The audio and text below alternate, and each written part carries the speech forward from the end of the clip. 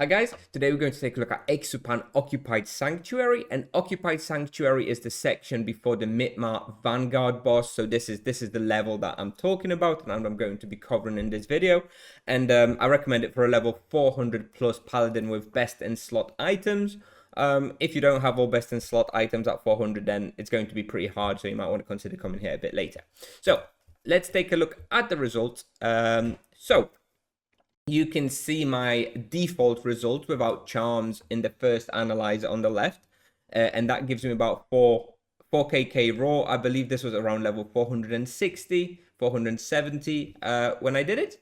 And the amazing thing about this place and why I like it quite a lot is that this place is mostly Mitmar Seers. The density is mostly Mitmar Seers.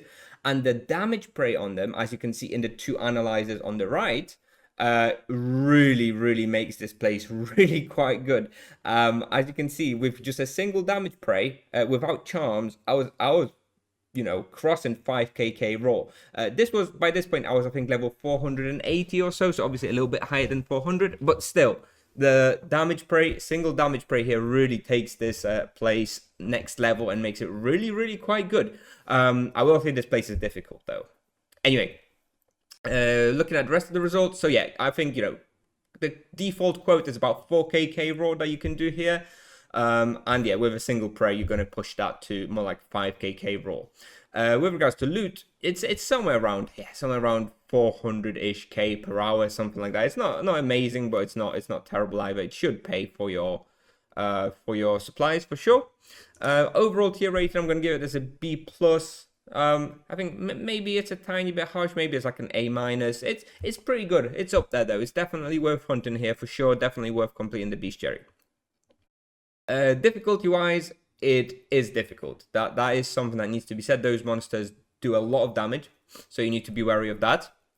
But there are some effective ways of itemizing against it. Mostly a pendulate is very useful. Alicorn ring, prismatic ring, also going to make this place much more manageable, so I do highly recommend those.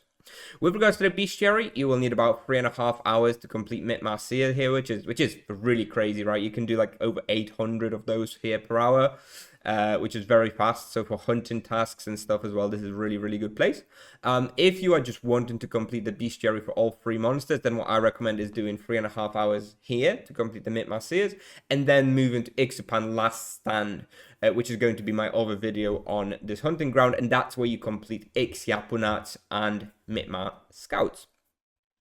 And you can see my equipment that I was wearing here. Obviously, this is like best in slot. So, if you don't have the best in slot equipment, take away a little bit from the results, accordingly. Moving on, requirements level 400 plus, you will need Galfin and the City of Gold, part 2 quest. This place can in fact be hunted by knights and paladins. Definitely, maybe druids or sorcerers, I'm not sure, because there's not really that much kiting room in here. There's only like one big kiting room and then not much more. So I don't really think mages can hunt here. Mages will be able to hunt in the Iksupan Last Stand, which is the other spot that I will cover in another video. For recommended imbuements, all standard imbuements plus death or energy imbuement. Now, I was just using a gnome armor without any imbuement, but and I was managing, but it was hard. I think probably gnome armor with death imbuement is probably going to be best that you're going to be able to do here, so I would recommend that.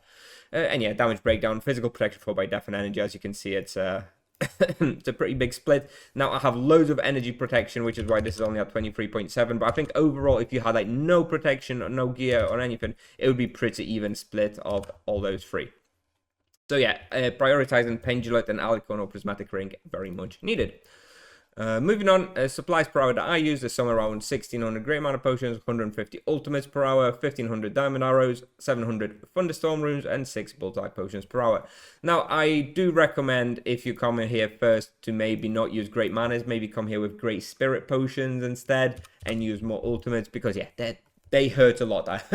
I really do warn you that they do hurt a lot, so do be careful. With regards to charms, I only bother with putting a charm under Mitmar Seer when I hunt here, and that is, I put Zap on it. Low blow would probably still be okay as well.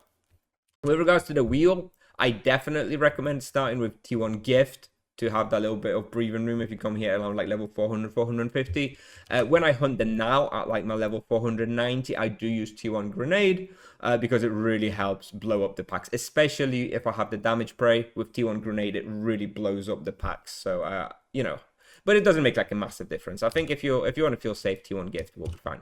And the character you'll see in the video is level 469 Paladin, 123 Destiny skill, 35 magic level, no combat praise and no charms yet. So we're going to take a look at the route. So first of all, you will come in through here, but I'm not going to show you the lap from there because that's not how you're going to be doing the laps. You're going to be doing the laps while utilizing the teleporter in the top right corner. There's a little teleporter here that you can use, and it brings you to this section here, and then you kind of do a lap basically through those places. So I'm going to start showing you the route basically as if you use the teleporter and go from there, because that's really how your hunt's going to be looking. So after you use the teleporter in the top right corner, you come out here and you go and do a big pull in this room.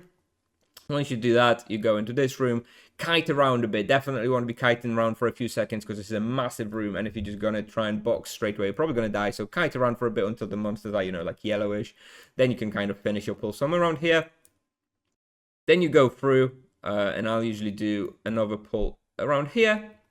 Afterwards, I'll go out and do another pull somewhere around here.